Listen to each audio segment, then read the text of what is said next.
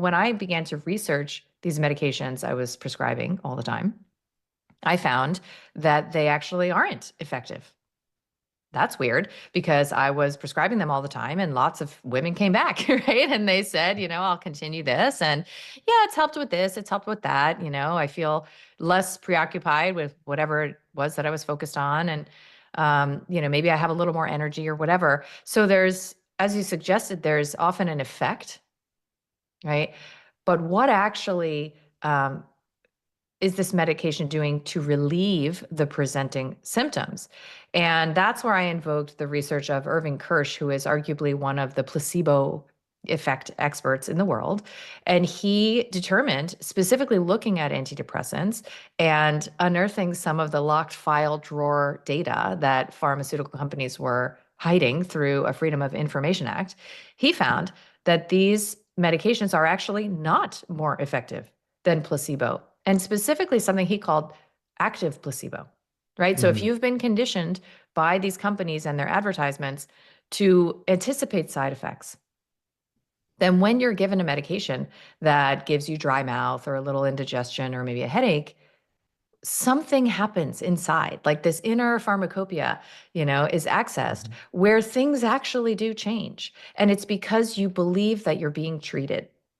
Right. So the power of placebo effect is never more appreciated and honestly probably better studied than in psychiatry, where because of the analysis of data that looks at the active placebo effect, that looks at, the trials that were used to approve 11 or 12 of the most popular antidepressants, and concludes that what we are calling the effect of these meds is actually the belief that they are effective.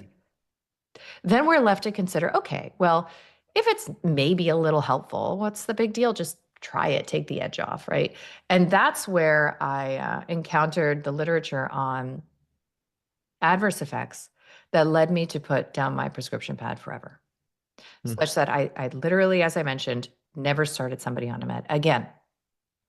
And this literature, I mean, it sent a chill, up my spine. It was exposing the propensity that these medications have in a very unpredictable way. So no prescribing doctor is like risk stratifying for maybe it's you. It's a total Russian roulette of these medications inducing violence towards self and others, right? So the activation, sometimes it's called akathisia. There are several different theories about why some people are affected and others aren't, that have to do with metabolism of these drugs. But you can appear even like you're improving, okay? And what's going on inside of you is a total fragmentation from reality, the reality that you had lived in. I spoke in London in 2016 with David Carmichael, who murdered his own son, okay, who was 11 years old. And he did so after he was started on a routine antidepressant for work-related stress. Okay, so whatever state he entered into where this made sense to him was not something visible, and no red flags were raised. Everybody around him in his life actually thought he was improving. So I didn't need to hear about more than just one, but I was contacted by many, many, many people who had this experience. Kim Witzak is another lovely woman that I had the privilege of getting to know over the years, whose husband committed suicide in their home after never having had a suicidal thought in his life, after he was started on routine medications, right? So when you look at why these medications are prescribed, and again, if you remember what I was describing about how I felt when I worked that hotline, I obviously understand why it feels good to say, here, I can help you. Here, I have a solution for you. Why don't you just try this, right? But I didn't know about these cases. I didn't know that there was actually published literature suggesting that these medications can cause and induce states of, impulsive violence. And if I had known, I'm not sure what I would have done with that information, right? Because there wasn't really any way to say, well, you're at risk and you're not. So my impression, I haven't prescribed for many years now, decade and a half, but my impression is that to this day, if you go to your primary care doctor and have a 7-minute appointment covered by your insurance, you could be prescribed one of these medications and you too will not know Hmm. what awaits you, right? Week 3 or Mhm. 4, right? And this phenomenon can also emerge in the discontinuation process, right? So the discontinuation process is also extremely, not always, of course, but destabilizing to the system in ways that are very unpredictable and can be, I mean, I could tell you stories. Like I wouldn't believe it if I didn't see it with my own eyes, what it is to sometimes come off of these meds. I mean, there's nothing that compares. I don't want to hear about OxyContin. I don't want to hear about crack cocaine. Literally nothing compares because it's like whatever these meds are doing to your consciousness Mhm. is a relevant dimension of the adaptation that you're making on a soul level, on a psychological level, and then on a biological level. And when all those threads are yanked, and of course, that's why people go very slow in these taper processes, there's a whole new you that has to be born. And that is the dark night of the soul that I referenced. And, you know, if you move through this with, the courage that you obviously have to even consider coming off these meds, there will be a yield, there will be a payoff, there will be a reason that this all makes sense. But that's very hard to access when you're struggling with the literal medical destabilization of the discontinuation of these meds. So I would say those are some of the reasons why I said, you know what, I'm out the game. I am not prescribing these meds anymore, and I am only going to de-prescribe them.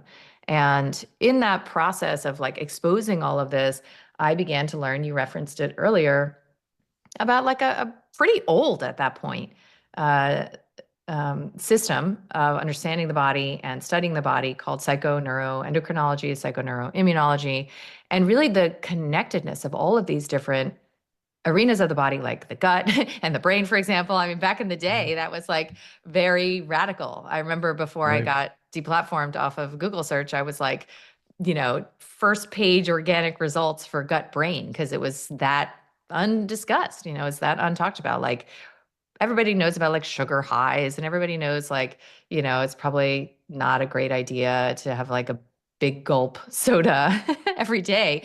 But the notion that what we are calling serious mental illness could be, potentially driven by exposure to food intolerances or blood sugar instability or micronutrient deficiencies was like very novel, even though in the literature it wasn't.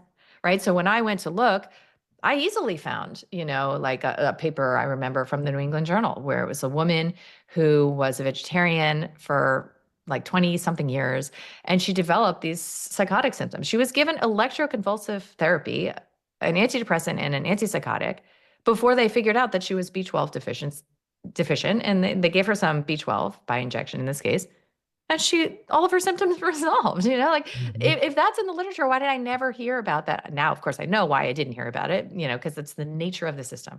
And, Yeah. after many years of being like a righteous, angry bitch activist, I finally, I finally snapped out of it. Yeah. And not entirely, because obviously I get my panties in a bunch about this, but I snapped out of it and I said, oh, right. Like this industry is just a business. That's It's it. just a business. Okay. And when you go to engage this business, that's what they're selling.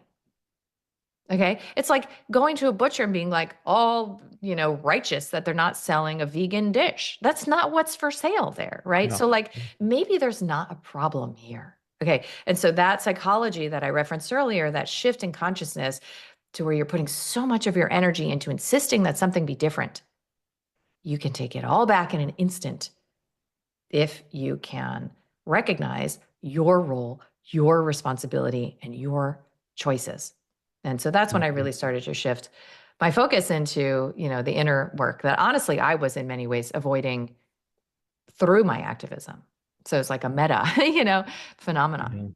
Yeah. Yeah. Yeah. No, there's a very good case to be made that, through these actions and a pharmacological intervention, we're losing our divinity slowly and surely. We're losing our connection to our even intuition.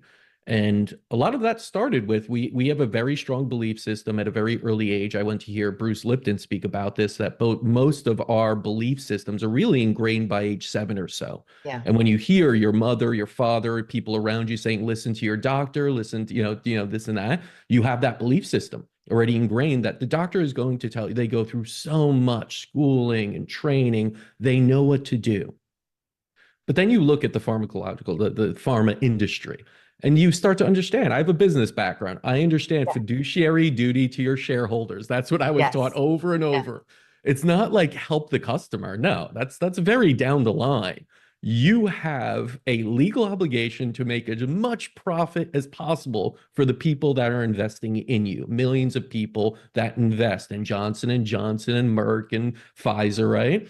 And what better way to make money than to keep a lifelong customer that will need more of your product as they take your product Yeah. and have more issues that you need, that the average American is on 4 or more prescriptions. That's just going to go up and up, more shots, more boosters, more everything that bring those profits in. And that's the level of success for them. You being healthy is not successful. You being a well-adjusted, balanced person that is mind, body, spirit, all balanced and well, is not a winning game in that system.